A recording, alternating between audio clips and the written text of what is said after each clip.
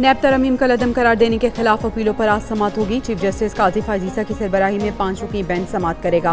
वफाकी हुकूमत के वकील मखदूम अली दलाइल देंगे। अदालत की हिदायत बानी पीटीआई वीडियो लिंक के जरिए पेश होंगे। बानी पीटीआई ने जाती हैसियत में पेश होने की दरख्वास्त भी दायर की। खैबर पख्तूनख्वा हुकूमत ने समाअत लाइव दिखाने की दरख्वास्त दायर की, जिसका अदालत जायजा लेगी।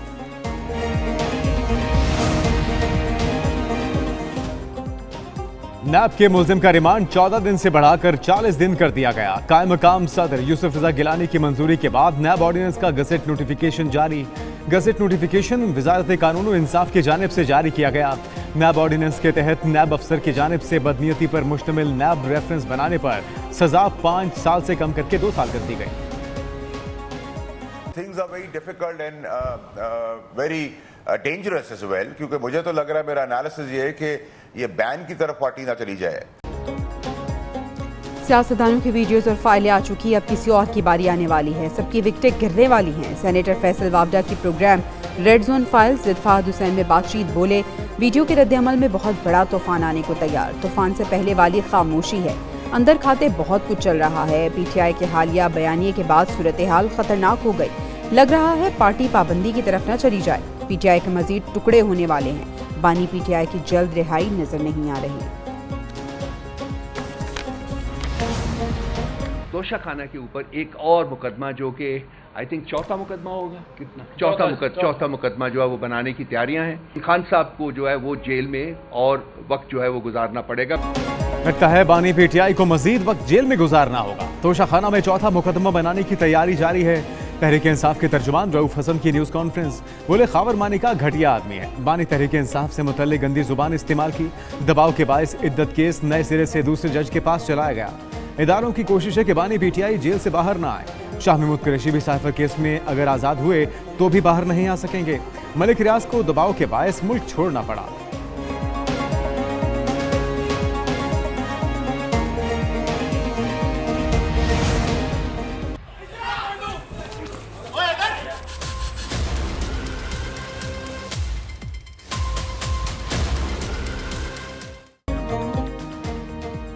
तहरीक इंसाफ के वकला का अदालत में खावर मानिका पर हमला।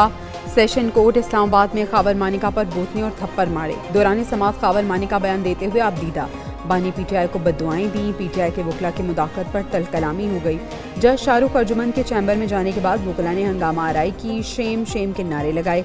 कमरा अदालत के बाहर भी वकला ने खावर मानिका पर तशद्दुद किया और गालियां दी।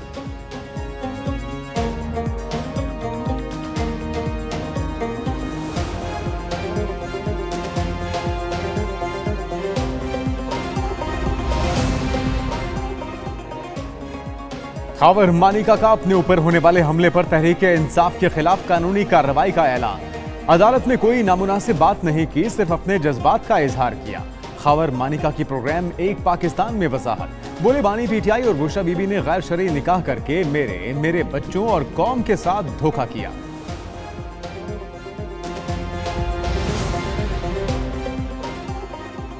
बानी पीटीआई और बुशरा बीबी के खिलाफ इद्दत में निकाह का केस लटक गया। खावर मानिका का जज शाहरुख अर्जुमन पर अदम एतमाद, फैसला ना सुनाया जा सका। केस किसी दूसरी अदालत को मुंतकिल किया जाए। जज ने रजिस्ट्रार इस्लामाबाद हाई कोर्ट को खत लिख दिया। लिखा, खावर मानिका और उनके वकला ने हमेशा समाअत में खलल डालने की कोशिश की। पहले भी अदम एतमाद की दरख्वास्त खारिज की जा चुकी। दोबारा अदम एतमाद पर फैसला सुनाना दुरुस्त नहीं होगा।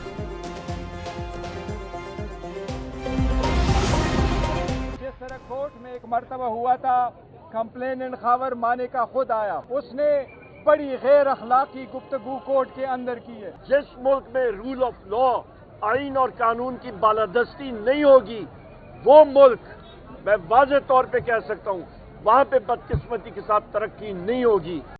खावर मानिका ने अदालत में नामुनासिब अल्फाज का इस्तेमाल किया। तहरीक इंसाफ के रहनुमा बैरिस्टर गौहर कहते हैं, आज जज ने निकाह केस का फैसला सुनाना था।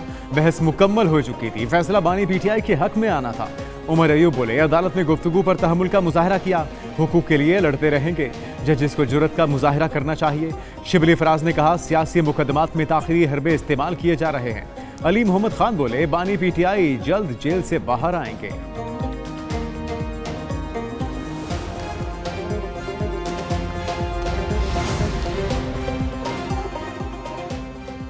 पीटीआई के इंतखाबी निशान बिले से मुतालिक अदालती फैसला। सुप्रीम कोर्ट ने बरतानवी हाई कमीशन को तनकीद का जवाब दे दिया।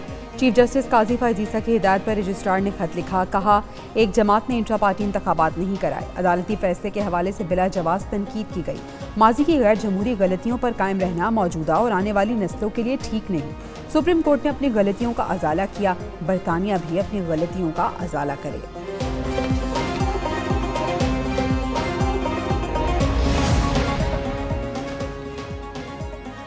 अहमद फरहाद की आज़ाद कश्मीर में अहले खाना से मुलाकात। अहमद फरहाद की फैमिली काफ़ी देर तक उनके साथ रही। हुकूमत आज़ाद कश्मीर ने सोशल मीडिया पर अहमद फरहाद की फैमिली को मिलने से रोकने की खबरों को झूठा करार दे दिया। गुज़िश्ता रोज़ अहमद फरहाद के केस की इस्लामाबाद हाई कोर्ट में समाअत हुई। अटॉर्नी जनरल ने उनकी आज़ाद कश्मीर पुलिस की हिरासत में होने का बताया।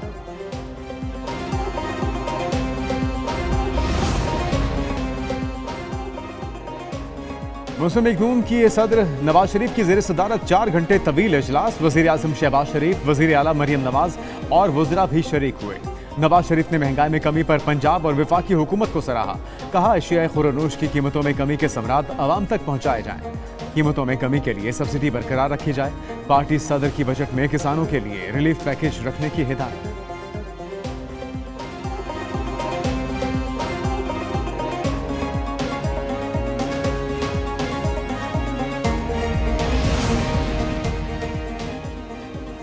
एलपीजी की कीमत में यकमुश्त 70 रुपये फी किलो की कमी। कीमत 250 रुपये से कम होकर 180 रुपये फी किलो पर पहुंच गई। पेट्रोलियम कीमतों में भी मजीद कमी का इम्कान। 1 जून से पेट्रोल 5 रुपये 27 पैसे फी लीटर सस्ता होने की तवक्को। हाई स्पीड डीजल 4 रुपये 13 पैसे सस्ता हो सकता है। लाइट डीजल की कीमत में 5 रुपये 8 पैसे फी लीटर कमी का इम्कान। नॉन फाइलर्स के खिलाफ कार्रवाई के मस्बत असरात। 7,167 अफराद की मोबाइल सिम्स बहाल। टैक्स गोशवारे जमा कराने पर सिम्स बहाल की गई। अब तक 65,000 नॉन फाइलर्स का डाटा टेलीकॉम कंपनियों से शेयर किया गया। मजमूई तौर पर 5,06,671 नॉन फाइलर्स की फहरिस्त तैयार की गई।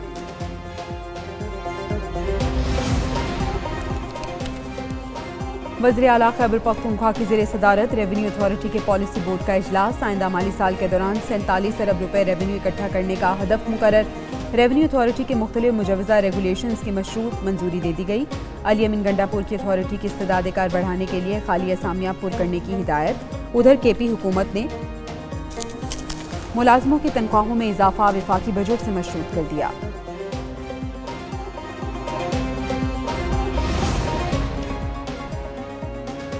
कायमा कमेटियों की तश्कील के लिए हुकूमत और अपोजिशन के दरमियान फॉर्मूला तय। हुकूमत चेयरमैन पीएससी का ओहदा सुन्नी इत्तेहाद काउंसिल को देने पर रजामंद। मुस्लिम लीग नून को 12, सुन्नी इत्तेहाद काउंसिल 9 और पीपल्स पार्टी को 7 कमेटियों की चेयरमैनशिप मिलेगी। एमकेएम को 2, काफ लीग, बलूचिस्तान अवामी पार्टी और जेयूआई को 1-1 कायमा कमेटी की सरबराही दी जाएगी। खाली नशिस्तों की वजह से कौमी असम्बली की कायमा कमेटियां खाली रहेंगी।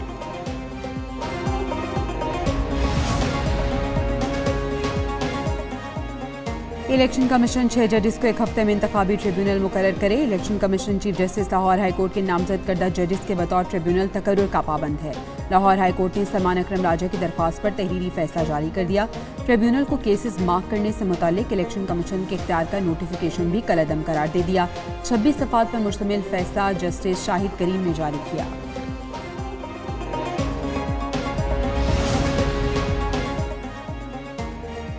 पैमरा दरखास्त गुजारों और टीवी चैनल्स के खिलाफ कार्रवाई न करे। सिंध हाई कोर्ट का अदालती कार्रवाई की रिपोर्टिंग पर पाबंदी के खिलाफ दरखास्त का तहरीरी hukamnama. PEMRA deputy attorney general और दीगर को नोटिस जारी करते हुए 6 जून तक जवाब तलब। कहा रिपोर्टर्स एहतियात और जिम्मेदारी का मुजाहरा करें। लाहौर हाई कोर्ट में भी अदालती कार्रवाई की कवरेज पर पाबंदी के खिलाफ समाअत। पैमरा और वफाकी हुकूमत को जवाब जमा कराने की मोहलत।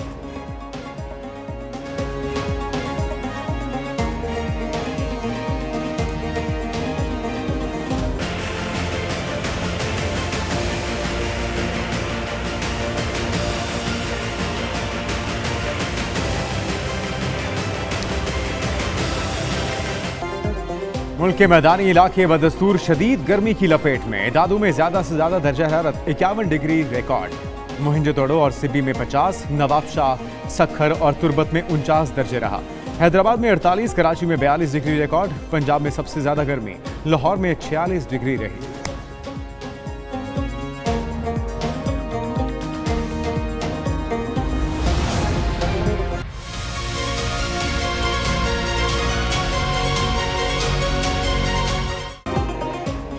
सिंध के मुख्तलिफ इलाकों में जानलेवा गर्मी, 4 अफराद जाँ बहक। हैदराबाद में 3 दिन के दौरान शदीद गर्मी की वजह से 2 पुलिस एहलकार जान की बाजी हार गए।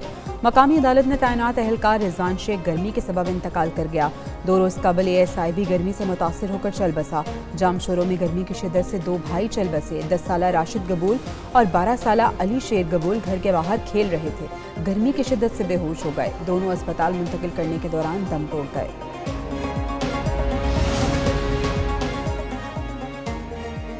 कराची बोर्ड के तहत 28 मई को मैट्रिक का मुलतवी होने वाला पर्चा 2 जून को लिया जाएगा। पर्चे की नई तारीख का ऐलान।